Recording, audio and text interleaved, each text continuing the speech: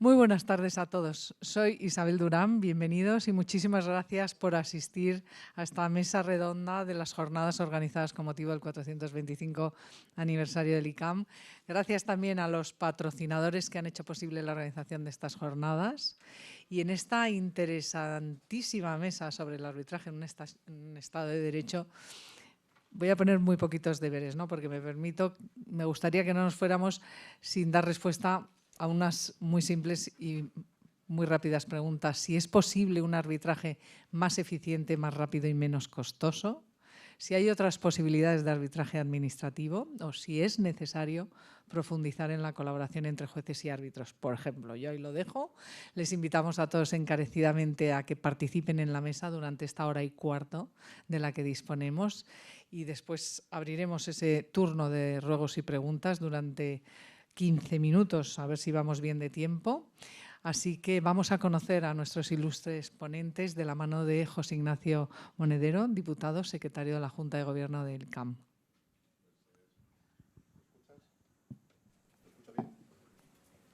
No.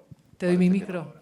Ahora parece que sí. Bueno, pues primero muchas gracias a todos los asistentes porque verdaderamente estar en el IE un día como hoy, 16 de junio, a las 6 de la tarde, tiene un extraordinario mérito que yo como secretario del Colegio de Abogados de Madrid os lo agradezco a todos los que estáis por delante y a los que estáis por detrás. En segundo lugar, creo que tenemos una jornada esta tarde súper interesante, el tema de arbitraje. Hay muchos compañeros de la comunidad arbitral, que es pequeña, pero somos todos bastante amigos y ya llevamos muchos años que nos conocemos dentro del foro arbitral.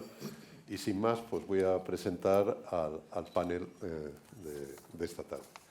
Tenemos a mi izquierda a José Carlos Fernández, que es catedrático de Derecho Internacional Privado de la Universidad Complutense de Madrid, entre otras, autor de innumerosísimas publicaciones que podríamos estar aquí toda la tarde prácticamente pues, leyendo su currículum por la cantidad de libros y colaboraciones que tiene, pero es director del Anuario Español de Derecho Internacional Privado y árbitro internacional. Yo creo que profesor y árbitro, y además le gusta que le llamemos profesor, porque yo también he sido alumno suyo, profesor, entonces si me lo permites, sí. Te llamaré profesor. Encantado. A mi derecha está José Fernando Merino, Pepe, para los amigos, que es letrado de Cortes, letrado del Consejo de Estado, nada más y nada menos que dos extraordinarias oposiciones, y titular además de la Cátedra de Derecho de Arbitraje de la Universidad Rey Juan Carlos, donde he sido invitado por ti muchas veces también para dar alguna que otra clase. A ti no te gusta que te llame profesor, sino que te llamaré Pepe. Tampoco me ofende. Tampoco te ofende. Un poquito a mi izquierda está Miguel Pascual, que es magistrado de la Sala Civil y Penal del Tribunal Superior de Justicia y catedrático de Derecho Civil en la Universidad de Granada. Y además tiene una particularidad en su currículo, que es novelista. Y ahí ha publicado varias novelas, una con el título Recuerda que yo no existo. En 2016 publicó Casa Luna y siendo su última novela, Aunque todo se acabe, publicada en el año 2021. Pues es ya desde este momento un ofrecimiento que puedan buscar esa novela, porque teniendo aquí al autor presente, pues siempre es muy interesante seguramente leer. Un poquito más al centro está conmigo Elena Sevilla. Elena es socia de Andersen en el área de procesal, que aun cuando no nos conocíamos, trabaja con un buen amigo, con Íñigo Rodríguez Sastre. Bueno, pues eso ya nos hace doblemente también amigos. Está especializada en procedimientos judiciales complejos y arbitrajes internacionales y es licenciada en Derecho, tiene distintos másters internacionales y estudió en el Instituto Europeo de la Universidad de Génova. ¿Es así? Bueno, pues su formación, además, como ven, es una formación muy orientada al mundo internacional. Y por último, está con nosotros María José. A ver, ¿dónde está tu currículum? No me encuentras. Espérate, todo tiene que aparecer. aquí.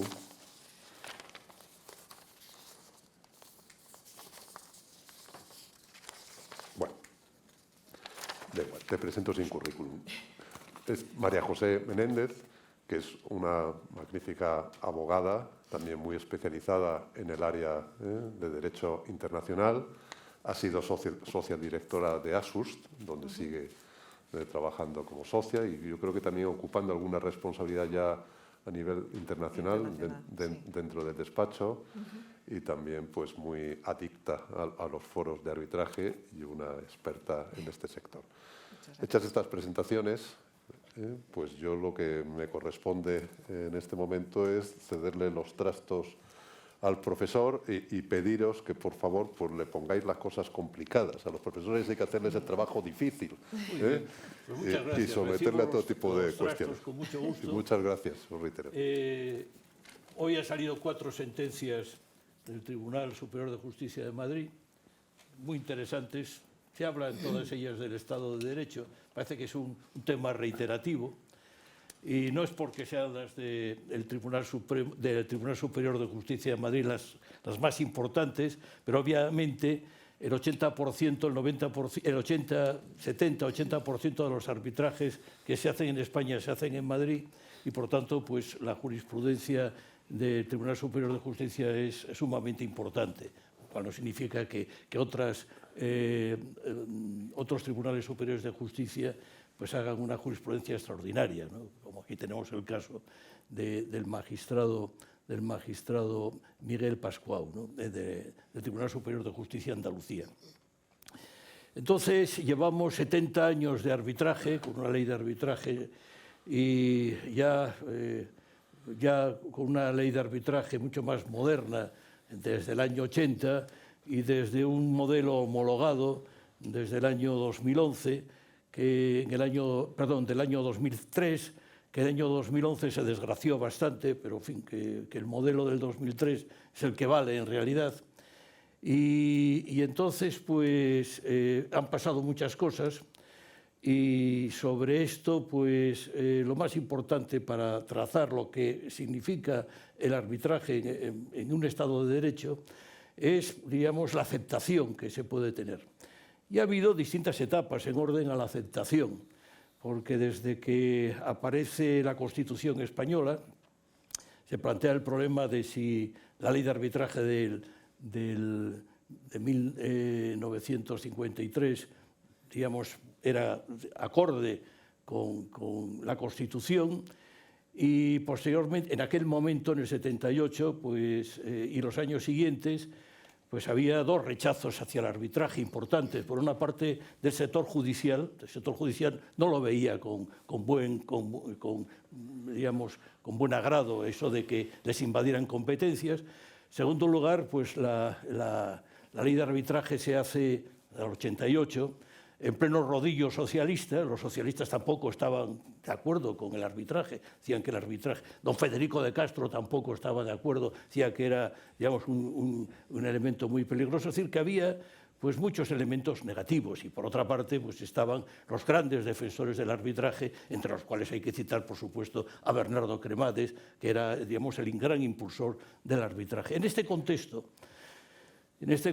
pues, aparecieron una serie de decisiones del Tribunal Constitucional, y una de ellas es la que nos ha marcado, digamos, la etapa del arbitraje en un Estado de Derecho, que es el equivalente jurisdiccional. Es decir, que se crea al principio de esta jurisprudencia del Tribunal Constitucional.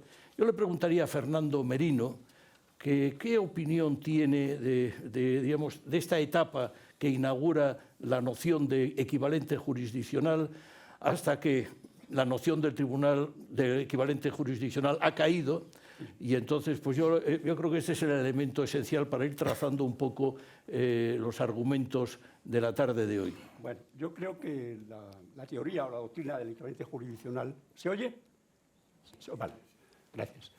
Es una doctrina que está en revisión.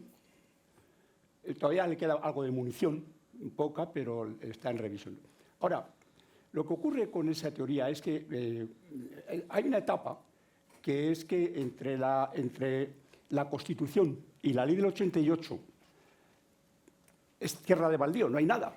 Porque la ley del 53, yo tuve la fortuna de estudiar con el profesor Guas, y hice el doctorado con él, y él me explicó que él se vio obligado a hacer esa ley porque se la mandó el ministro de turno. Y entonces claro, hay una Constitución del 78 y hasta 10 años después, por las razones que ha dicho Fernández Rozas, pues no aparece una ley medianamente homologable, ¿no? Digamos que tampoco era. Entonces, en medio se producen dos cosas que a mí me parecen muy importantes, tres. En primer lugar, España ratifica el Convenio de Nueva York, en el 77, antes de la Constitución. Y en segundo lugar, hay ya un ambiente en las Naciones Unidas de crear una ley uniforme, que es la que al final acaba siendo la ley de 21 de junio del 85, la que todos conocemos, etc. Y en medio incluso, y ahí voy a lo que tú me preguntas, se produce un hecho importante, y es que hay una sentencia del Tribunal Constitucional, que es la que lo inicia prácticamente, que es la 43/88, creo, si no me falla la memoria, que es la que dice, la que quiere de alguna manera aupar el arbitraje. Fijaros que estamos en el 88, o sea, la ley todavía no ha salido, está el mismo año. Quiere aupar el arbitraje a una categoría, pues no judicial, pero semijudicial. Es decir, en ese aspecto, parte de la judicatura tira del arbitraje. Ahí ya sé que hay también rémoras arbitrales en la judicatura en ese momento, pero hay gente que no. Por ejemplo, los autos de Beltrán de Heredia, la Sala Primera del 81, la de febrero y octubre del 81, que por primera vez en España, y esto es un dato muy importante, son hitos, se reconoce la ejecución de un laudo extranjero en España. No había ley. O sea, pensar que estamos en el 81 y este magistrado Beltrán de Heredia, hace una composición mental y abre las puertas. Y claro, ¿qué ocurre? Pues que la sentencia del tribunal, cuando llega todo esto al Tribunal Constitucional, la sentencia 43/88 sienta una serie de principios. Y con buena o mala fortuna llama equivalente jurisdiccional. ¿Pero por qué lo hace? Pues lo hace por lo siguiente. Primero, determina, que no es baladí lo que hace, determina que debe ser por ley estatal, porque ya estaban preparadas las comunidades, como pasó con la mediación, de sacar leyes por todos los lados. No, ley estatal, competencia exclusiva, 149, 1, 6 y 8, etc. Bueno. Segundo, no es necesario ley orgánica. También se planteó. Tercero, para que exista un arbitraje, el convenio debe ser libre, voluntario y asumido por ambas partes con un consentimiento expreso e inequívoco, que decía la ley del 88. Cuarto lugar, dice, debe haber un procedimiento garantista, que es lo que luego se ha llegado con el artículo 24 de la ley de 2003. Y por último, que la ejecución sea fiable y ejecutable en sus propios términos, como si fuera una sentencia. Y es aquí, como es equivalente a una sentencia, donde se arma esa doctrina, que luego lo que pasa es que se ha excedido y se ha llevado a extremos, pues a veces inasumibles. Por ejemplo, pues el tema de querer interpretar hechos, de determinar la valoración de las pruebas en función de si es pertinente o no tal prueba y, por tanto, el árbitro se ha equivocado. Por ejemplo, la motivación, que son las sentencias que han salido, que hoy nos has comunicado hoy. Por ejemplo, también el considerar el derecho necesario como algo que el árbitro no puede entrar, como si el árbitro no pudiera aplicar el derecho necesario. O sea, hay una especie de vuelta que hace que esa teoría del equivalente jurisdiccional se venga abajo. Y, por otra parte, se ancla toda la teoría de la equivalente jurisdiccional en el artículo 24, que es donde realmente yo creo que donde empiezan a fallar esos fundamentos de esa teoría. Porque no está en el artículo 24, está en el 10.2 de la Constitución.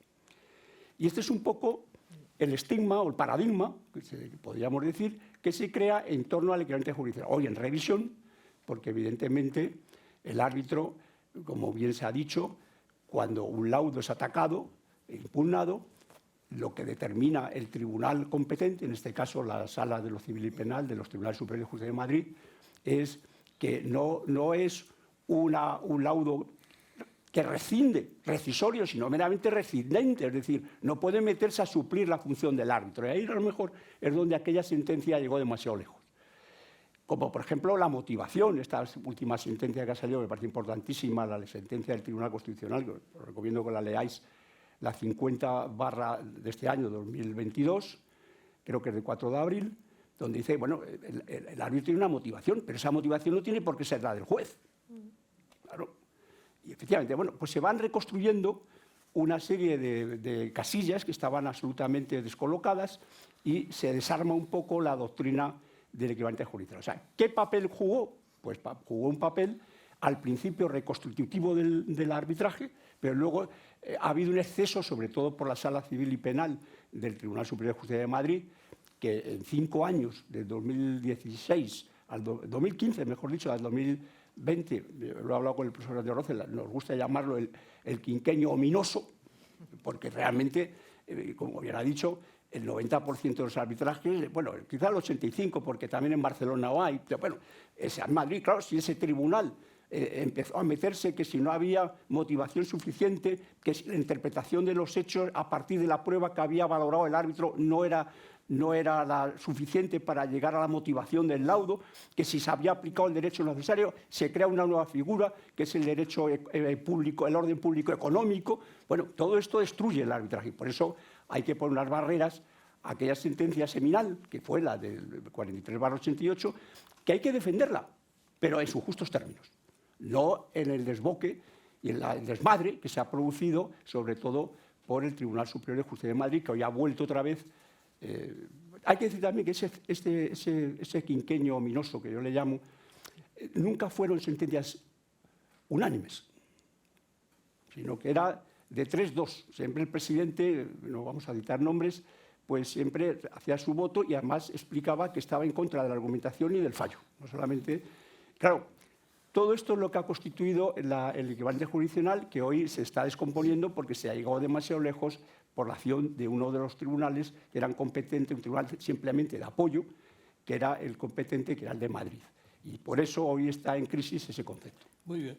Antes de que Miguel Pascual conteste lo de la motivación, que me imagino que es un elemento de provocación que has lanzado, pues yo quisiera, porque estamos en una celebración del Colegio de Abogados, y uno de los problemas que tenemos los que nos dedicamos a la enseñanza del arbitraje a abogados es, digamos, que los abogados van con los parámetros procesalistas típicos de la Ley de Enjuiciamiento Civil, que son los básicos, obviamente, porque hasta ahora los conflictos eran de carácter jurisdiccional, y aparece un mundo nuevo, que es el mundo del arbitraje, y hay una cierta tendencia a equiparar o a apoyarse, y a veces pues es de muy buena fe. Yo he visto pues personalidades muy importantes de España meter la pata precisamente con introducir categorías procesalistas, digamos, al procedimiento arbitral.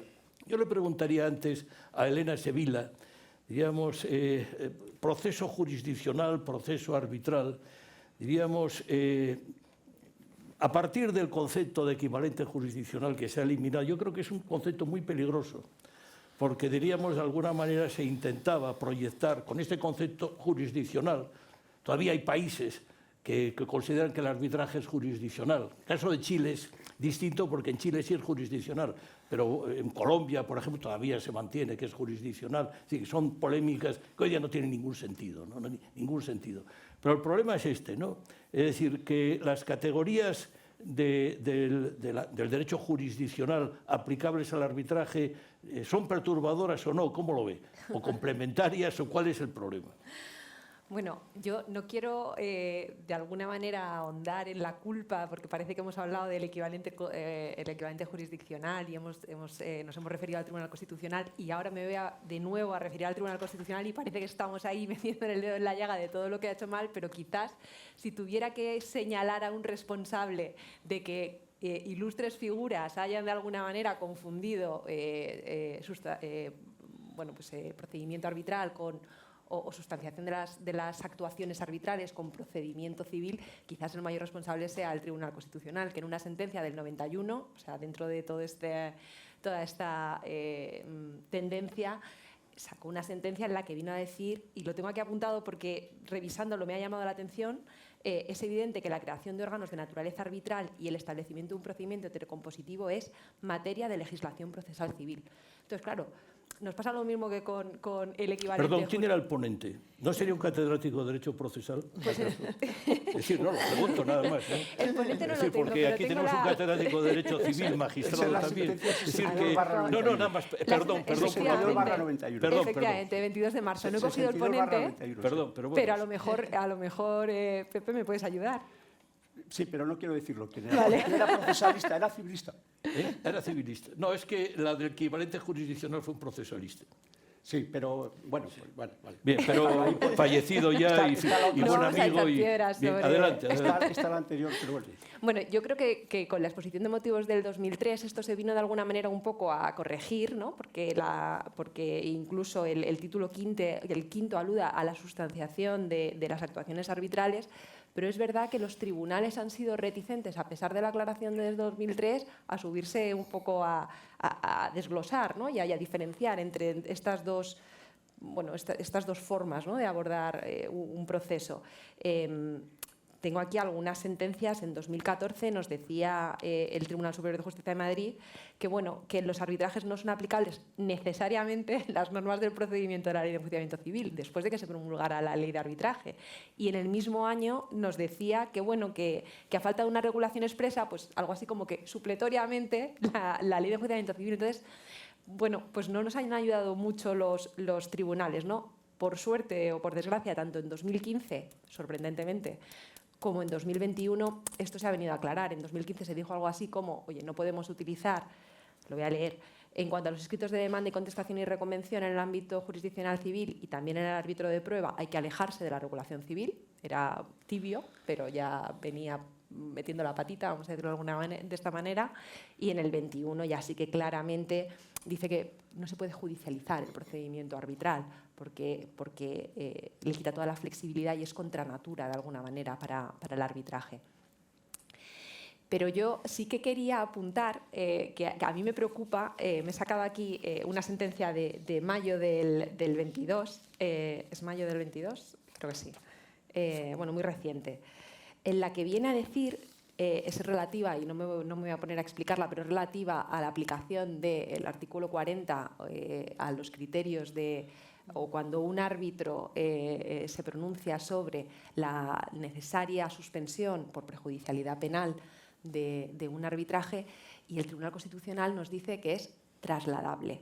Es verdad que tenemos un voto particular, pero bueno, ya estamos con el mismo problema del equivalente jurisdiccional, que estamos cogiendo la legislación civil y la estamos aplicando al procedimiento arbitral, que debe regirse por unos criterios completamente distintos y que radica, como bien decíamos, en un artículo constitucional completamente distinto del 24 de la Constitución. Entonces, ya estamos de nuevo, y no quiero de verdad ir contra el Tribunal Constitucional, pero creando esa confusión que puede luego en la aplicación de los tribunales, y espero que no ocurra, dar lugar a sentencias que puedan ser perjudiciales para el arbitraje. Bueno, yo creo que esa es un poco... No sé si se contestaba la pregunta, pero eso era un poco lo que yo quería decir. La cuestión, ese voto particular, yo estoy totalmente de acuerdo con él. Me parece magnífico y me parece muy magnífico también la decisión. Es decir, los dos son complementarios. Me parece extraordinario porque además yo creo que esta sentencia acaba ya con el problema del fleco que quedaba de las dos sentencias, las cuatro sentencias que hubo, dos del 2020, dos del 2022, y este era el fleco que quedaba. Y entonces hoy pues sale también otra, el tema de la perjudicialidad penal queda claro. Pero entonces aquí tenemos, es decir, el envite, es decir, la motivación. Es decir, que en el fondo los problemas que se planteaban en esta quinquenio ominoso, que comenzaba con algo que yo señalaba de los inconvenientes que tiene la heterodosia, es decir, porque la heterodosia es la aplicación de los laudos arbitrales. Bueno, este quinquenio, pues en el fondo lo que se planteaba era, aparte ya del orden público económico y la vinculación con el orden público de la Unión Europea y las cuestiones que en fin, que si quieres, es decir, el tema de plantear una cuestión prejudicial, ¿no? Es decir, que es todo lo que se ha planteado, pero hay dos cosas, que es la motivación, el canon de motivación, de las decisiones judiciales y de las decisiones arbitrales, y en segundo lugar la valoración de la prueba. Y entonces yo me gustaría saber cuál es tu opinión al respecto. Partiendo de un dato, que sé que vas a entrar, ya me adelanto, vas a entrar en la cosa juzgada. Y por tanto, bueno, como vas a entrar en la cosa juzgada, pues ya me adelanto en ello, ¿no? Adelante, por tanto. Claro, es que si no entramos en la cosa juzgada, el laudo es un contrato. Pero el laudo no es un contrato, es mucho más. Se parece mucho a una sentencia, equivale a una sentencia porque vale lo mismo. Es distinto, pero vale lo mismo. Vale lo mismo porque produce efecto de cosa juzgada. Y la cosa juzgada no puede ser algo decidido por la autonomía de las partes. Es algo que el legislador ha de atribuir a aquello que lo merezca. A aquello que lo merezca. No a cualquier cosa se le puede otorgar efecto de cosa juzgada, ni siquiera por el legislador. Esto es un poco controvertido, porque la sentencia del Tribunal Constitucional, en fin, yo me refiero siempre a la de 15 de marzo, a la 65 de 2021, porque creo que es la que por la calidad de su ponente mejor y más claramente expresa la nueva doctrina del Constitucional. Pero en esta dice que el procedimiento arbitral es de pura configuración legal, como si no hubiera un mínimo constitucionalmente exigible al legislador de arbitraje, ¿no? Y aquí es donde viene mi duda y donde se inserta el problema de la motivación, sin duda alguna. Yo quería decir muy brevemente algo sobre lo que yo no sé si habéis reparado lo suficiente en el mundo del arbitraje, que habéis celebrado mucho esta nueva doctrina del Tribunal Constitucional, y que creo que debería de preocuparos al menos en un aspecto, y es que si realmente desgajamos el procedimiento arbitral del artículo 24 de la Constitución, de la Ley de Enjuiciamiento Civil, claro que sí, hay que desgajarlo, esa es la clave. La Ley de Enjuiciamiento Civil va por allá, y el procedimiento arbitral es un procedimiento distinto, mucho más flexible, disponible por las partes cuando ya están en el procedimiento, etc. Pero si lo desgajamos del todo del artículo 24, José Carlos, el control judicial sobre el laudo se va a desplazar al control judicial de la sumisión a arbitraje, porque va a ser un acto muy grave. Si se desgaja del 24, supone una renuncia al artículo 24, la sumisión de arbitraje. Supone una renuncia a las garantías que integran el contenido esencial, el contenido mínimo del artículo 24. Y por tanto, es muy dudoso que fuera válida esa renuncia cuando es previa a la controversia. Una vez surgida la controversia, se puede pactar todo. Pero previa a la controversia, en condiciones generales, una cláusula de sumisión que comporte dejar fuera el artículo 24, ojo con eso. Si se consolida esta doctrina, yo os puedo asegurar que el control judicial va a posarse sobre la sumisión. Yo no estoy de acuerdo con esa doctrina, pero bueno. Bueno, está claramente, el tribunal ha dicho que el artículo 24 no se proyecta, pero... Es decir, lo que hay que distinguir es una cosa es la tutela judicial efectiva y otra cosa es la tutela arbitral efectiva. Y entonces el arbitraje tiene sus mecanismos propios de defensa para llegar, digamos, a esta tutela. El artículo 24 es muy claro, es decir, que los árbitros tienen que digamos, ser respetuosos con el principio de igualdad, con el principio de audiencia y con el principio de contradicción. Ahí está. Si se violan estos principios, y no tiene por qué ir, yo creo que ir al tema del orden público, no tiene por qué siempre ir al orden público constitucional, sino que hay ahí, digamos, el tema de indefensión, el párrafo segundo del párrafo B del artículo primero del artículo 40, ¿no?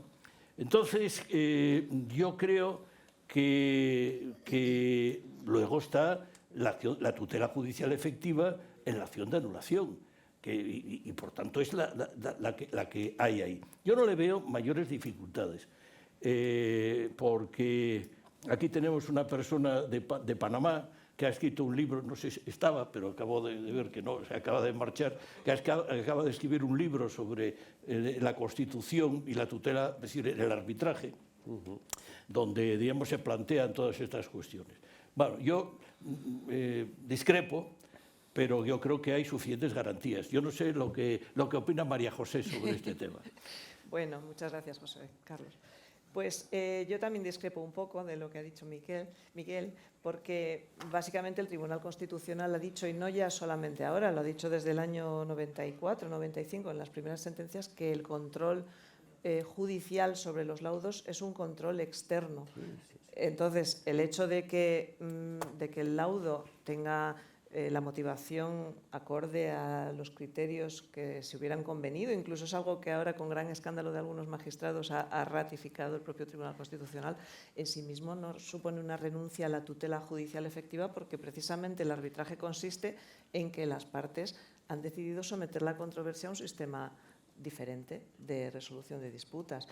Claro, si cuestionamos eso, si decimos, pero es que esto tiene que ser absolutamente idéntico a un procedimiento judicial para que no sea una renuncia al artículo 24 de la Constitución, claro, caería todo de raíz. Yo en eso no creo que se pueda ser tan maximalista como eso parece indicar. El Tribunal Constitucional, efectivamente, ahora ha dictado estas sentencias, son muy esclarecedoras, aún quedan algunos elementos que se mantienen difíciles de aplicar, y yo comprendo perfectamente las dificultades de los TSJs para aplicarlos, porque por una parte dice que el control debe ser solamente externo y formal, habla expresamente de defectos formales, pero luego todos sabemos que hay una referencia al orden público en la ley de arbitraje, y ese orden público no hay ninguna razón para entender que no incluya el orden público material, con lo cual cuando se entra en el orden público material, los criterios que se marcan en la jurisprudencia desde hace muchísimos años en el Tribunal Supremo y la del Tribunal Constitucional son criterios genéricos de los principios fundamentales del Estado, etcétera, etcétera, que luego cuando hay que aterrizarlos resulta complicado buscarle cuál es el perímetro. Las sentencias del Tribunal Constitucional del año pasado, la 17-2021, la 65-2021, hacen unas referencias a varias categorías de las cuales, pues, al final acaba diciendo, por concretar, pues el laudo se puede anular cuando no cumple las garantías procesales, tal, cuando carece de motivación o es arbitraria, etcétera, que en algunas jurisprudencias se califica eso como defecto procesal, no defecto material. Eso habría que entrar a lo mejor en la distinción entre motivación y motivos, que en la doctrina administrativista existe como distinción. Y también dice contraria también es sobre cuestiones no sometidas al arbitraje, etcétera, que es una categoría un poco híbrida, pero dice o contrario a normas imperativas. Y esa parte de la contrariedad a las normas imperativas ha dejado abierta una espita en cuanto a eso que significa en relación con el orden público material, porque ahí no se dice que tengan que ser normas imperativas procesales, por mucho que el Tribunal Constitucional se refiera a un control externo y solo formal, también hay control de fondo, de orden material. Y ahí precisamente el voto particular de la sentencia que antes mencionabais del 4 de abril, la sentencia 50-2022, que es un voto particular del magistrado Siol Ríos, es muy interesante porque él dice normas imperativas, cualquier infracción de una norma legal imperativa no es contraria al orden público, no puede serlo, porque es que, y para mí la clave de esto viene en algo que también el Tribunal Constitucional ha dicho en algunos otros incisos de sus sentencias, por ejemplo está en la 45-2020, y es que en el fondo lo relevante para decidir si es orden público o no son dos criterios que son, dice, puede decirse que el orden público comprende los derechos fundamentales y las libertades garantizados por la Constitución, así como otros principios esenciales indisponibles para el legislador por exigencia constitucional o de la aplicación de principios admitidos internacionalmente. Claro, que sean indisponibles para el legislador no significa que sean indisponibles para las partes, es indisponibles para el legislador por exigencia constitucional o de los tratados internacionales, significa que el legislador no puede legislar en contra, por eso son de orden público, no puede derogar una norma y sustituirla por otra diferente, eso sería contrario al orden público. Pero es que, bueno, por poner un ejemplo, del ámbito societario, pues cuando se decía que no cabía en la ley de sociedades, que no cabía romper la proporcionalidad entre el capital y el voto, y de repente se deroga esa norma y la proporcionalidad entre el capital y el voto en la nueva ley de sociedades de capital sí se puede alterar, evidentemente eso no es de orden público. Si fuera de orden público, el legislador no habría podido cambiarlo. Es un grado superior a lo que sería la mera imperatividad. Para mí, creo que eso es un criterio que debe examinarse y hasta ahora el Tribunal Constitucional no ha entrado a aclarar cuál era la referencia a esas normas imperativas. Bien, yo creo que eso mejor que no entre, porque puede ser muy peligroso. Yo voy a tirar un jarro de agua fría sobre los que están, diríamos, trabajando sobre la noción de orden público en el arbitraje.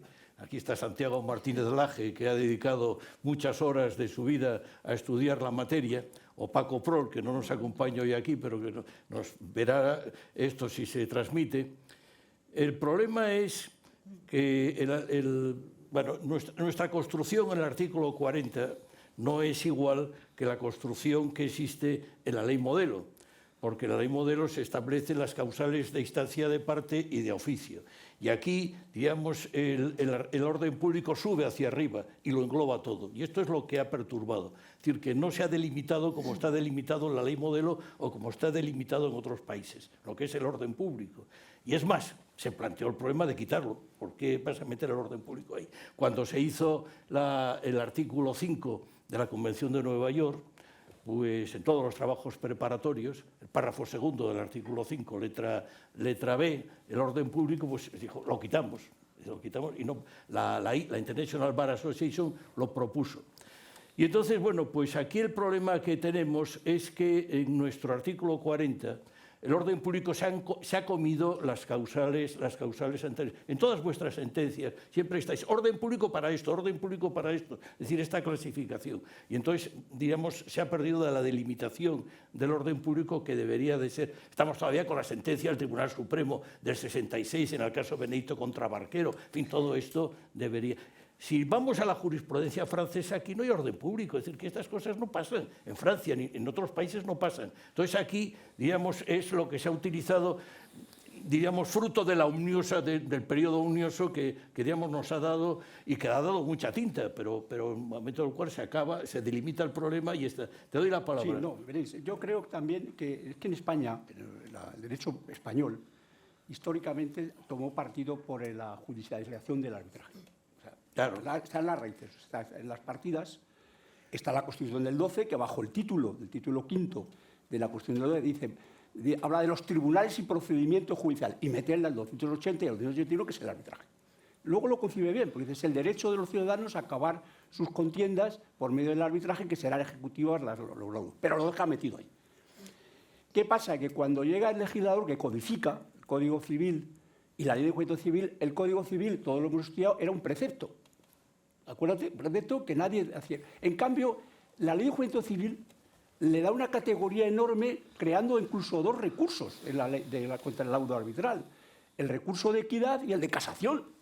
Y eso nos ha llegado, que esta es la ley del 81, de la Ley de Enjuiciamiento Civil, que ha llegado hasta el año 2000. Claro, eso pesa porque la gente lo ha estudiado y lo tiene en la cabeza, aunque no lo quiera. Son lo que se llaman paradigmas doctrinales que existen y que están legislativamente. Por lo tanto, partiendo de esa premisa histórica, que es muy importante, yo no puedo estar de acuerdo con lo que ha dicho el magistrado por una razón, aunque con todo respeto, por una razón. Primero, porque ya el arbitraje no es algo que nos hemos inventado. A ver si ya nos ponemos de acuerdo. El arbitraje es una cosa anterior al juez del Estado. Yo creo que eso o entra en la cabeza anterior. Cuando no había juez del Estado, la gente iba a un árbitro. Y antes del derecho romano, en la cueva. En la cueva. El juez del Estado aparece con las monarquías, es decir, el rey y luego el monarca y luego delega en los tribunales, en los consejos, el Consejo de Estado, Consejo del Reino, Consejo Real. Ese es el tema. Entonces, ¿qué ha ocurrido? Pues que se ha padecido dos defectos muy graves históricamente. En primer lugar, el orden público en España, viniendo, como veníamos, de una dictadura, resulta que es un concepto amplio de las leyes patrias, que nadie sabe qué coño era eso. las leyes patrias, no sé qué y tal. Bueno, vamos a ver, el orden público hoy, con la Constitución del 78, como bien ha sido, es el orden público constitucional. Diga lo que digan otras personas. Y el orden público constitucional es el respeto a los derechos fundamentales. Y eso no hace falta acudir a las 24, que ya sabemos que está ahí, sino que el propio artículo 24, que coincide, de la ley de arbitraje, dice los 3 principios que no nos hemos inventado, que es que está en las leyes modelos y está en todo el mundo. Es decir, no es una privatización de la justicia. Es que esa es otra idea que se tiene, que el arbitraje, me voy a privatizar la justicia. No, no. La justicia es la común. Lo único que es, en vez de un juez del Estado, yo me cojo una persona porque a lo mejor me lo puede resolver más rápidamente y además es un especialista. Y entonces, a partir de esos supuestos, todo lo que sea confundirnos y hablar del orden público material, eso no existe. El orden público material, ¿qué es eso?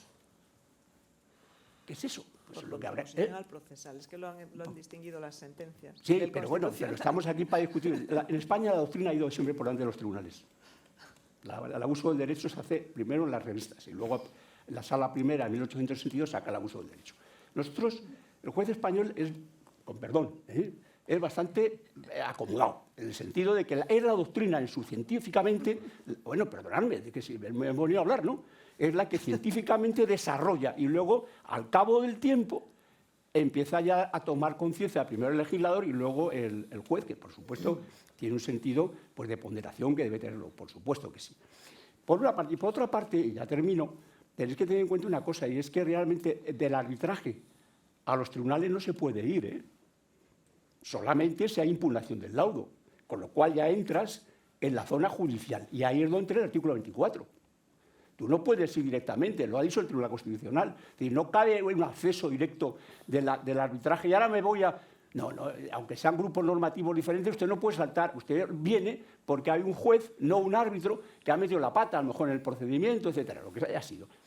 Pero, claro, teniendo en cuenta todo esto, si realmente queremos tener un arbitraje moderno, como ya están los países, por eso el Estado de Derecho está muy unido al arbitraje. Mientras más atrasado es un pueblo, el arbitraje es muy malo. Muy malo.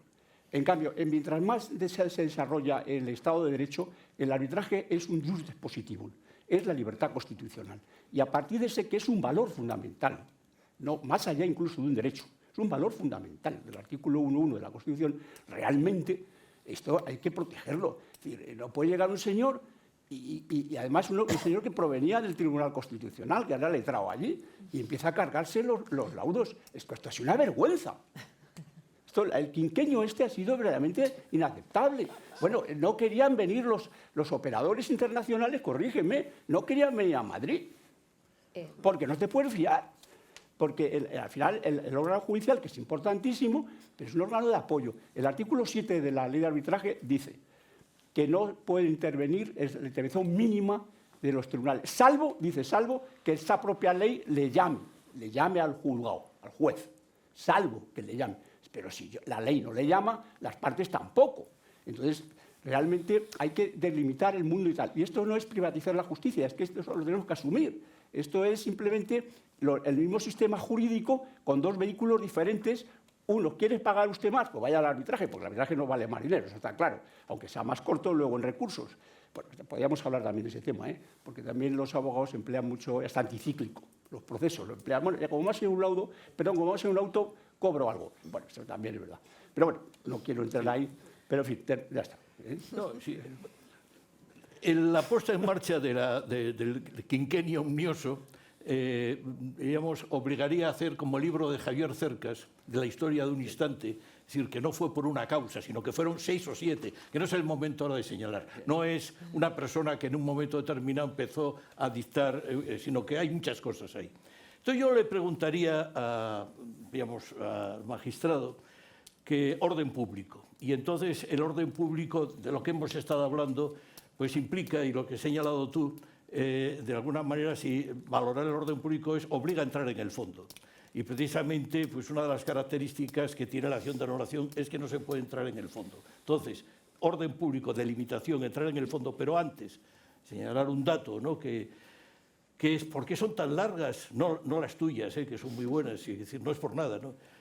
¿Por qué meter, diríamos, el primer considerando meter 2 o 3 folios sobre un resumen de la doctrina del Tribunal Constitucional.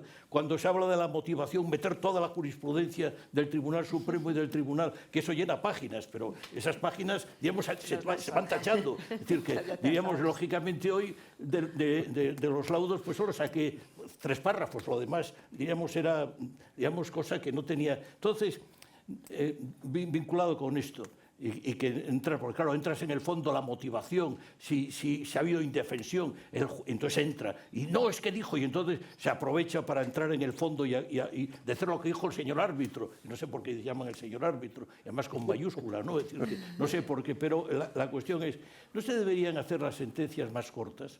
Es decir, que ya nos conocemos estos argumentos y entonces las sentencias francesas de anulación tienen 2 folios, 3 folios. El Consejo Constitucional francés son 3 párrafos. Claro, y entonces con 3 párrafos se soluciona. Entonces ya conocemos todo esto, entonces ¿por qué repetirlo? El voto disidente del Tribunal Superior de Justicia es el mismo. Es decir, que es el mismo. Es decir, que puede cambiar un párrafo y 40 veces. Claro, es que son 60, es que ha hecho 60 folios. Claro, es meter el de siempre. A veces le quita un poco, pero siempre es el mismo.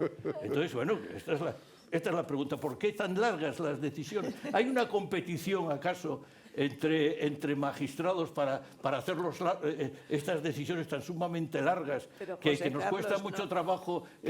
Sí, No sé perdón. si es justo preguntarle a Miguel por esa longitud de las sentencias de otro tribunal, porque... No, lo que estoy diciendo le pregunto, es una opinión de que si son largas, a veces son muy largas. Oye, si me permites, en la línea, antes de que contestes, hay una, no sé si conocéis, hay una circular del Tribunal Supremo y de la Fiscalía de los años 30, creo de la República, que decía cómo tienen que ser las sentencias, que no hubiera puntos y apartes. Todo apelotonado. O sea, mientras menos se entere el justiciable... Oye, no existe, o sea, yo no lo miráis. O sea, yo sí lo sé, o sea... ¿Tú lo conocías eso? Todos los párrafos empezaban por un gerundio, que Sí, podía ser considerando qué tal. o Entonces, considerando. claro, el pobre ciudadano llegaba y decía, bueno, llegaba al final, bueno, sí, pero ¿y todo esto? Porque Si no era había hecho manera resultando. de poder un poco meter en De hecho, considerando. Bueno, ¿puedo un minuto recoger algunas cosillas que se han dicho? Porque primero quiero tranquilizar. Es decir, yo tengo muy claro que el control judicial por la vía del artículo 41 es un control externo. Que no puede utilizar la exigencia de motivación ni la noción de orden público para reexaminar el fondo del asunto. Esto me parece que es un consenso generalizado. ¿Cuál es el problema? Que hasta eso lo decían las sentencias del Tribunal Superior de Justicia de Madrid, pero luego entraban. Es decir, que queda un poco vago. De ahí probablemente la necesidad de acudir al Constitucional para que exagerase, esta es mi impresión, exagerase lo que probablemente no hacía falta exagerar. Es decir, es claro que no se puede anular un laudo porque me parezca, analizando su motivación, que interpreta mal un artículo, aunque sea una norma imperativa fundamental, importante. Eso no es un motivo de nulidad del laudo. Pero el arbitraje es previo al Estado, pero el efecto de cosa juzgada no. Necesita un Estado. Es que un laudo como vinculante a las partes, no estamos hablando de eso. Estamos hablando de un laudo que vale lo mismo que una sentencia firme del Tribunal Supremo. El laudo de cualquier árbitro tiene el mismo valor que una sentencia firme del Tribunal Supremo. Y esto requiere dar una talla. Claro que con arreglo a la ley de arbitraje la da por los principios de contradicción, garantía, independencia, no indefensión. El problema es que algún día se diga, como el procedimiento arbitral es de configuración legal, voy a irle quitando, y como el 24, porque si no, ¿cuál sería, qué podría impedir que el legislador regulase un procedimiento arbitral que no diera la talla en cuanto a esas garantías fundamentales de un procedimiento como para que pueda llamarse proceso, contradicción, igualdad y no indefensión? ¿Cuál sería el fundamento constitucional para que el legislador no lo regulase así? Yo creo que está en el 24. Otra cosa es que el 24 también habla de cosas que no son aplicables al arbitraje. Principio de predeterminación del juez. Y en cuanto a la motivación, admito que hay dudas de si está en el núcleo del 24 o no. Yo me quedaría con lo que dice la sentencia del Tribunal Constitucional. Me quedaría con eso. Dice literalmente, porque es lo que hacemos. Las posibilidades de control judicial sobre la motivación del laudo, por vía de acción de nulidad, son en cierto modo similares a las que el Tribunal reconoce, el Tribunal Constitucional reconoce cuando revisa en amparo las decisiones judiciales. Es decir, cuando el Tribunal Constitucional revisa en amparo una sentencia, puede examinar la motivación, si hay o no una motivación mínima. Si es completamente irrazonable, se la carga. Pues igual. Luego hay un control de la motivación. Porque si no lo hubiera, se podrían conculcar derechos fundamentales, dado que no hay recurso de inconstitucionalidad contra un laudo arbitral. Bueno, ahí podríamos hablar de la cuestión. Bueno, entonces, y termino. Entonces, Sí, sí. sin embargo, es fundamental lo que has dicho de extensión, motivación, orden público. Es que yo creo que ahí está la clave.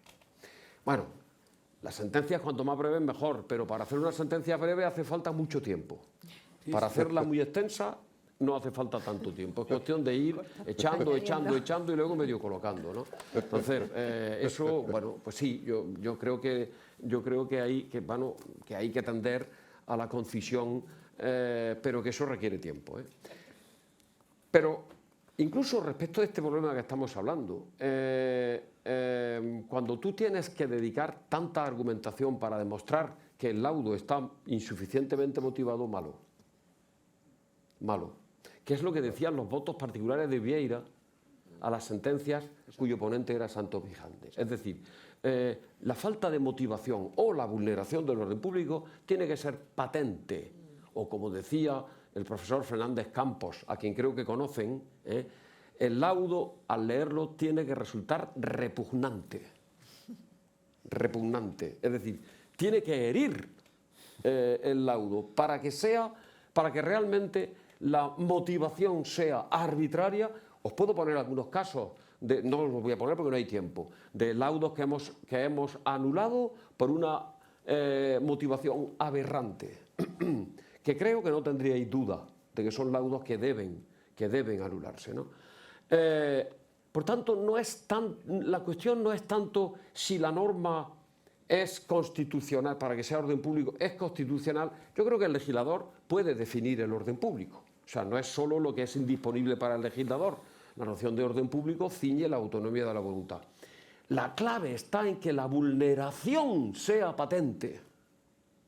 No tanto qué calidad de norma, obviamente tiene que ser imperativa, pero que la vulneración sea flagrante, que no se puede interpretar así esta norma imperativa. No, si es eso, te aguantas, juez. Aunque a ti no te guste, te aguantas. Ahora, si ha hecho así con la norma imperativa, si el laudo hace así, ahí hay vulneración del orden público, si la norma es imperativa. Pero eso tiene que verse a la primera. Siempre que sea de derecho. Sí, pero bueno, hay un problema. Tu argumento es el de la motivación.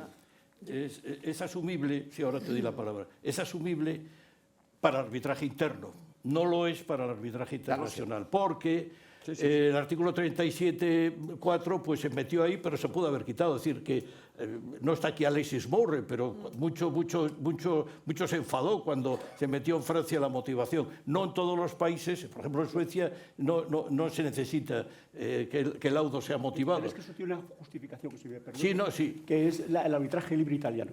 Sí. ¿Os acordáis del arbitraje libre italiano? Sí. O sea, que llegaban dos señores y le decían uno, oye, quítanos un laudo, y sin motivación de la Sí, pero bueno, el claro, problema eso no podía que ser. te viene un laudo extranjero sin motivación y entonces, pues aquí, bueno, está claro, es que para el arbitraje internacional, te doy la palabra que está No, más... yo iba justamente a decir lo mismo que acabáis de decir, con el añadido de que el convenio de Ginebra del 61 permite la no motivación y al final adherimos todos a esa norma y nos regimos por esa norma, con lo cual esa configuración legal y meter eso dentro del 24, por eso creo que el Tribunal Constitucional ha estado muy acertado cuando ha dicho, oye, no se puede utilizar ya que utilizamos el 24, no lo utilicemos de la misma manera, porque a lo mejor yo soy una inconsciente, pero a mí me parece que la motivación de los laudos, si tenemos en cuenta precisamente el convenio de Ginebra, pues sería, no voy a decir prescindible, pero Porque a mí me parece que lo que hay es que dotar al artículo 24 de la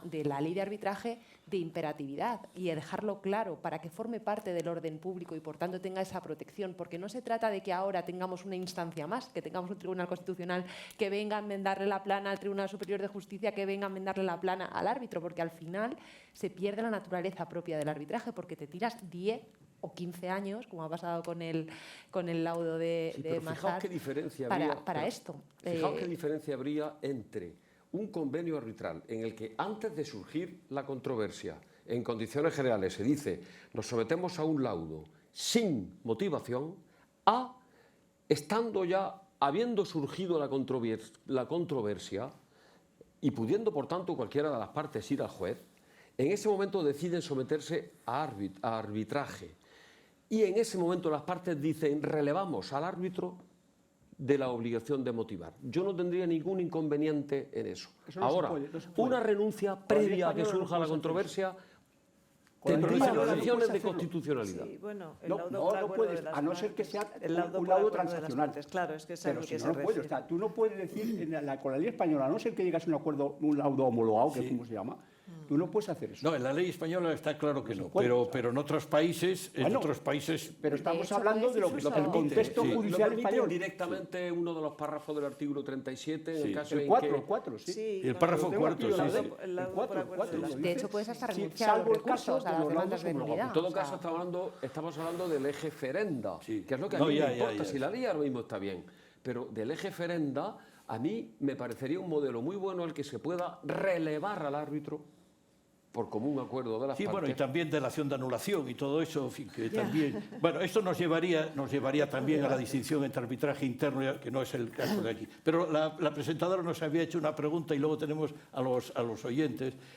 No, quería hacerte una pregunta a ti, María José, y es que digamos, en la reforma de la ley de arbitraje del año 2011 introdujo el arbitraje administrativo, ¿no?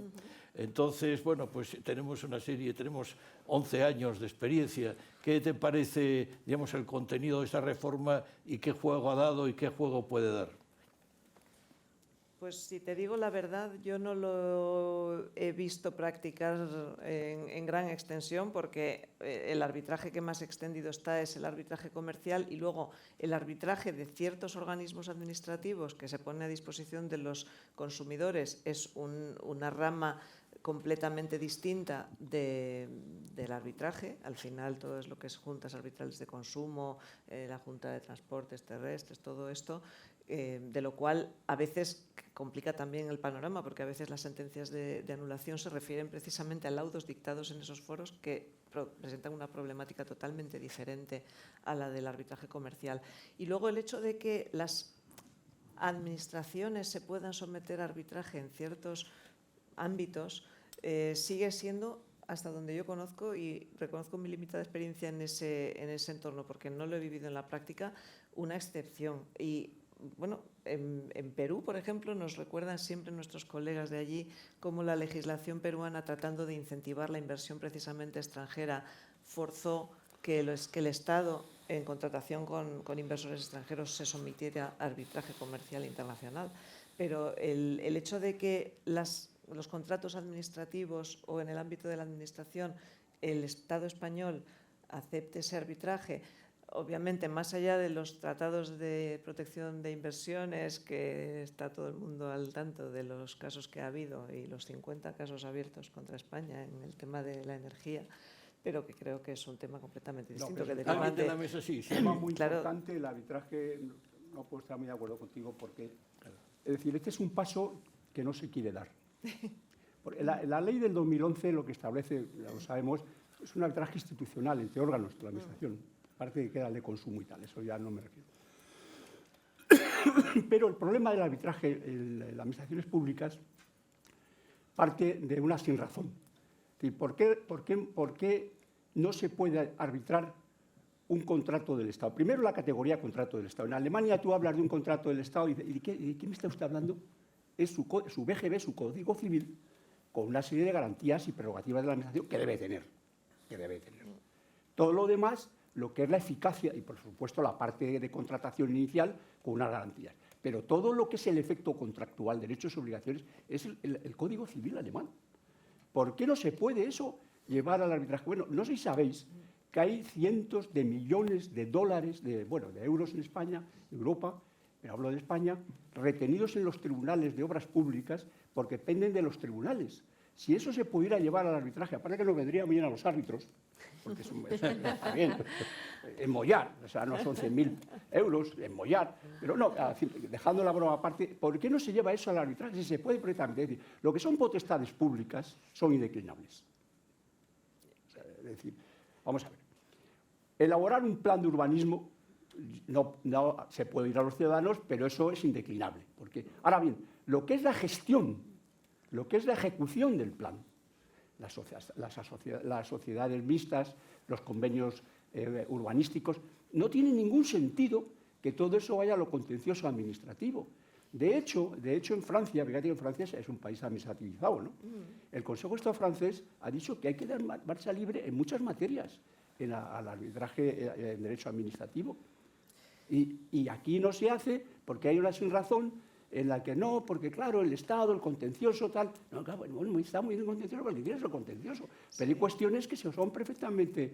Yo te digo un montón de materias, si quieres, que son perfectamente disponibles en derecho administrativo. Sí, pero precisamente algún voto particular de magistrado del Tribunal Superior de Justicia de Madrid cita extensamente a nuestro moderador, el profesor Fernández Rozas, porque hay una cita que he visto aparecer en varias sentencias de algún trabajo tuyo donde dices que a cambio de poder hacer arbitrables más materias vinculadas a los poderes administrativos del Estado, puede incurrirse en más riesgo en cuanto al orden público. No sé si lo estoy reflejando bien, pero esa es la cita que se suele utilizar. En el año 86, y diríamos en un contexto distinto, pero bueno, está ahí. Sí, la cita, como siempre es la misma, pues está circulando. Una cosa que escribí en el año 86, pero fuera de contexto, pero es decir, está ahí. Y bueno, yo agradezco mucho esta cita. Cita, y además dice el profesor Fernández Rozas, nada sospechoso de no ser pro arbitraje.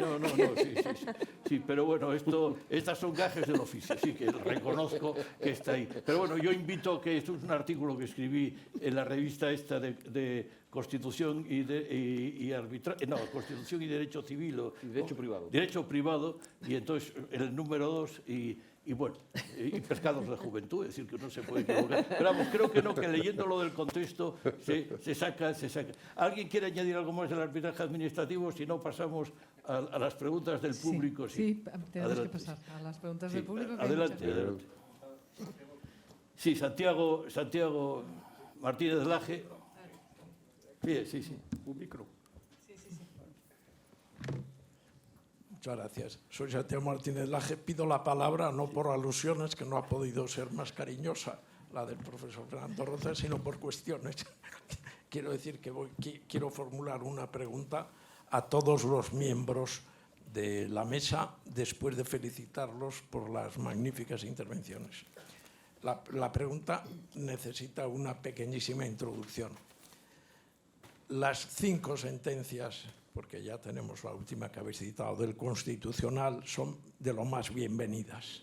Y habéis resaltado todos sus grandes valores, decir que el orden público no es un cajón desastre, decir que solo es equivalente judicial a efectos de cosa juzgada, pero lo es todo lo demás. Pero me pregunto si no ha llegado ya el momento de ser también un poco críticos con esas sentencias. Yo, en el número que tú dirigiste, obra colectiva, para comentarlos en la Ley Mediación y Arbitraje, me permití ya muy tímidamente, al final, al hablar de orden público material, preguntar, más que preguntar, decir que el Tribunal Constitucional ya tendría tiempo de matizar su jurisprudencia sobre orden público. De hecho, el voto particular de Siol, de la 5ª sentencia que citó muy bien María José, ya hace una aclaración fundamental. No es orden público toda norma imperativa, es aquello que es indisponible para el legislador, no indisponible para las partes. Esa aclaración es obvia, pero quedan más por hacer. Mi pregunta es la siguiente.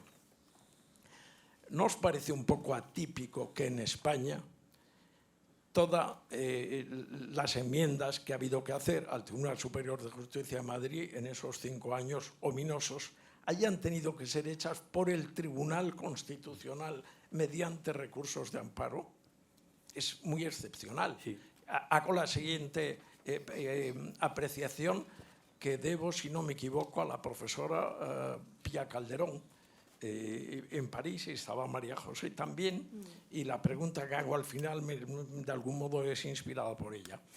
En Francia, la corrección de la jurisprudencia de la Cour d'appel de París la hace la Cour de Casación en asuntos civiles y Conseil d'État en los asuntos administrativos. Vosotros creéis, perdón, la noción citada hoy aquí de orden público del Constitucional en esas sentencias es impecable, me lo parece, pero no resuelve los problemas. Los problemas, desgraciadamente, son casuísticos. Cada vez que nos encontramos, por poner el ejemplo típico, ¿es todo el derecho de la competencia de la Unión en materia de orden público? En mi opinión, no. En mi opinión, el derecho derivado no lo es. Las exenciones por categoría, aunque Gazprom, en un obiterdicto, en una sentencia relativamente reciente, da a entender que todo el derecho derivado, los reglamentos en aplicación del 101 y 102 lo son. Pero si llegamos a la conclusión, que yo creo que es aceptable, de que hay que ir a una definición casuística, ¿creéis que es el órgano, el Tribunal Constitucional, el órgano adecuado y el recurso de amparo la vía? ¿O no sería posible de lege ferenda pensar en algún tipo de recurso de casación limitado a las materias de orden público material, no procesal? Sí, Esa es va a contestar. Yo quisiera nada más matizar una cuestión de la reforma del 2011. Al meter a los tribunales superiores de justicia, yo también cometí el error. Es decir, cuando se hizo la ley del 88, yo en aquel momento trabajaba para un grupo parlamentario minoritario y entonces proponíamos que fuera el Tribunal Superior de Justicia de las comunidades autónomas. No sabíamos muy bien para qué servía en aquel momento los tribunales superiores de justicia, estaban empezando. Pero entonces, cuando se mete la ley del 2011 y se cambia el modelo, y es lo que tú planteas, ¿no? Es decir, audiencia y recurso. Bueno, como en Francia, audiencia y recurso. Bueno, entonces habría otra posibilidad. La cuestión es insertar el arbitraje en el Tribunal Superior de Justicia, en la Sala Civil y Penal, ha sido acertado. Claro.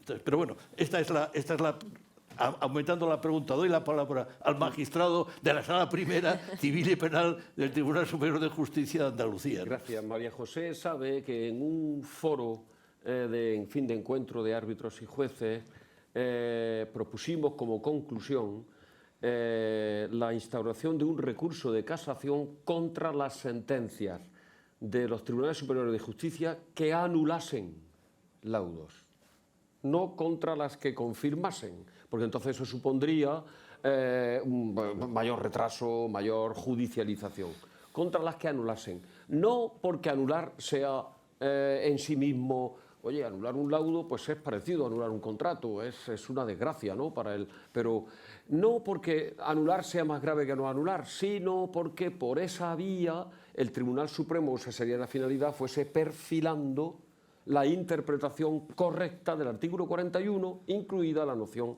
de orden público. Con ese matiz de solo aquellas que anulen, la conclusión fue aprobada, yo creo, por unanimidad, creo recordar, María José, ¿no? Y eso estaría muy bien, porque esta sentencia del Tribunal Constitucional habría sido una sentencia del Tribunal, por su contenido es una sentencia del Tribunal Supremo. De hecho, me parece forzada, como del Tribunal Constitucional. Me vais a permitir la boutade, pero yo creo... Tengo por el ponente de la sentencia 65-2021 mi máxima consideración, creo que es probablemente uno de los, probablemente el jurista más fiable que hay ahora mismo en España, ¿no? Para deciros que, sin embargo, creo que en esta sentencia, permitidme la boutade, se ha hecho un santo pijante. Es decir, ha hecho con la sentencia del TSJ lo que le reprocha a la sentencia del TSJ hacer con el laudo, anularla por motivación irrazonable, para lo cual ha tenido que hacer un excursus y considerando como motivación irrazonable que interpreta mal el artículo 41 de la ley de arbitraje. Eso habría sido magnífico que lo hiciera el Supremo. Magnífico. Pero, en fin. Te ruego que seas breve No, muy porque breve, hay no, más vamos a ver. intervenciones. Ahora, lo que has planteado tú tiene mucho interés. Sí, cuando Kelsen crea el Tribunal Constitucional, no prevé, él no quería prever, y además no lo hace en Alemania ni en Austria, no prevé la defensa de derechos fundamentales, sino simplemente la inconstitucionalidad. Lo que pasa es que la Constitución española de la República, la de garantías constitucionales, y la Constitución actual española meten el recurso de amparo mexicano de 1917 y lo meten al Tribunal Constitucional, que como muy bien dijo García de Terría, no deja de ser una impostura. Lo que debía haberse hecho es no tanto una casación, pero en la línea esa es, sino una sala especial en el Supremo, pues la sexta, la séptima, la que fuera, de defensa de derechos fundamentales. No de casación, porque la casación tiene otro sentido, sino de defensa de derechos fundamentales. Y entonces sí, yo asumiría esa idea, porque no tiene sentido irte al Tribunal Constitucional por un derecho fundamental. No estaba hecho para el Tribunal Constitucional para eso, estaba para la defensa de la Constitución, la primacía de la Constitución. Los derechos podrían haberse a una... Ya, hubiéramos ganado mucho tiempo, además. ¿Por qué? Porque además luego te cabe el irte al Tribunal de Estrasburgo, que es la que realmente al final sienta los derechos fundamentales de los europeos y de los no europeos, como Turquía también. Quiero decir con esto que todo está padeciendo un mal entendimiento de lo que es el Tribunal Constitucional, pero es así y por eso se ha visto al final obligado a resolver los temas desde el punto de vista de las garantías del artículo 24 o de los que fueran. Pero esa es la razón. Si hubiéramos creado una sala de defensa de los derechos fundamentales en el Tribunal Supremo, no hubiera ni casación, sino defensa de los derechos, protección de los derechos fundamentales. Se hubiéramos ganado mucho tiempo y además hubiéramos dado un paso muy importante. No se hizo, bueno, pues no se hizo y ahora estamos como estamos. Sí. Yo creo que Miguel tiene... Miguel, ¿tú quieres preguntar? Sí.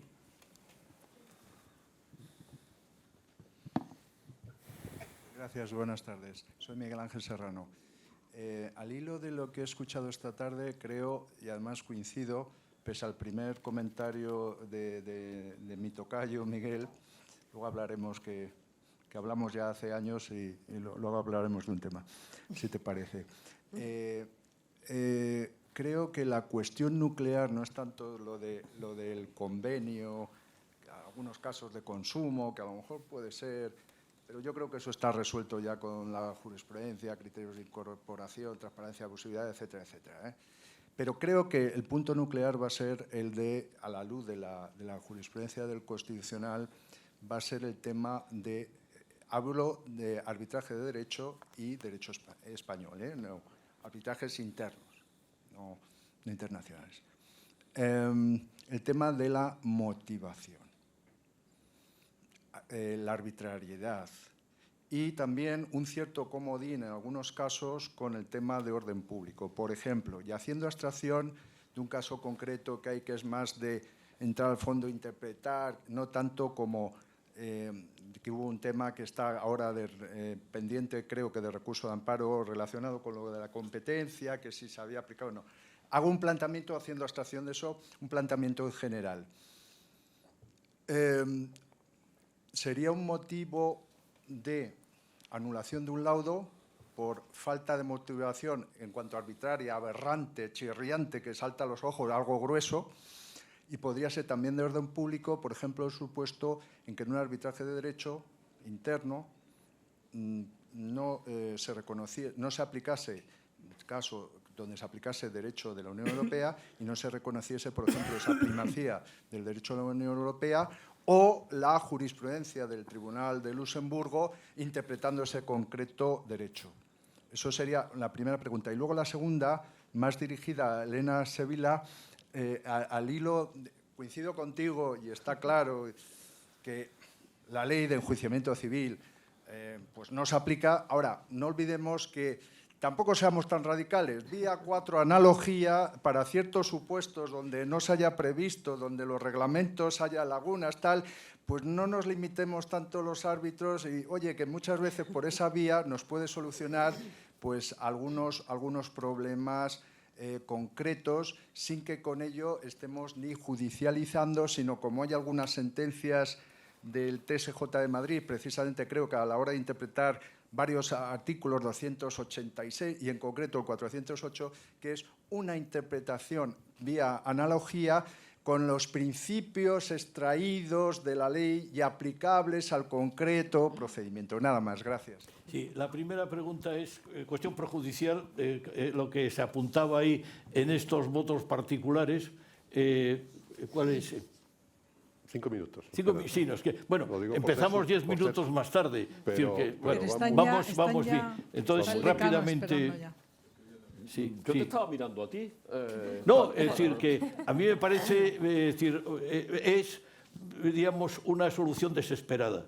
Ya no se sabe lo que hacer para y entonces decir, bueno, ya, vamos a ver, todo esto tiene una historia. Ecosuisse se cita como, es decir, que sale en todos los votos particulares. Y entonces ya al final, en un añadido de un voto particular, se dice, como es Ecosuisse y es el derecho, hay que ir a una cuestión prejudicial. Y si no se va a una cuestión prejudicial, anulamos el laudo. Y por ahí va la cosa, ¿no? Es decir, que también hay que señalar que no son culpables siempre los jueces, ¿no? Es decir, sino que son los abogados, que digamos que es decir, que el problema son los abogados que se inventan estos subterfugios ahí, ¿no? Punto, nada más es esto. Entonces, creo que es un añadido que se hizo a Ecosuisse para buscar algo. Y entonces, bueno, pues ese es el tema. Es decir, a la desesperada, para salvar, diríamos, con honor la cosa. Es decir, sí, Elena, es decir, la segunda pregunta. Sí, no, esta es mi opinión. Pregunta, decir que... yo entiendo de la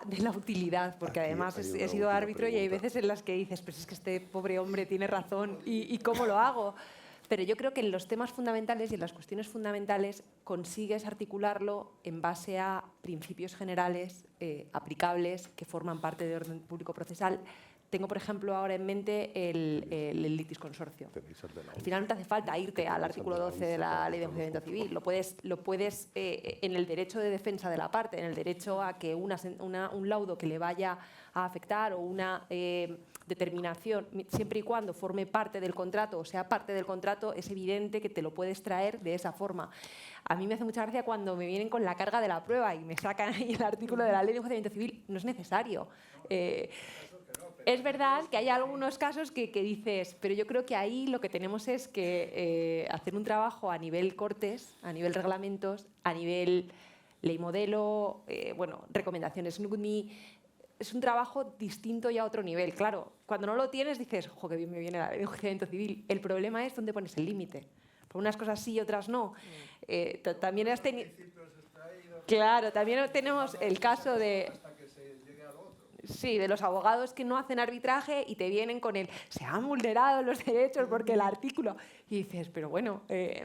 Entonces, a mí me parece muy peligroso, pero vamos, que entiendo perfectamente lo que dices y muy bien. Vamos, lo comparto. Estamos llegando al final. Julio González Soria tiene la palabra.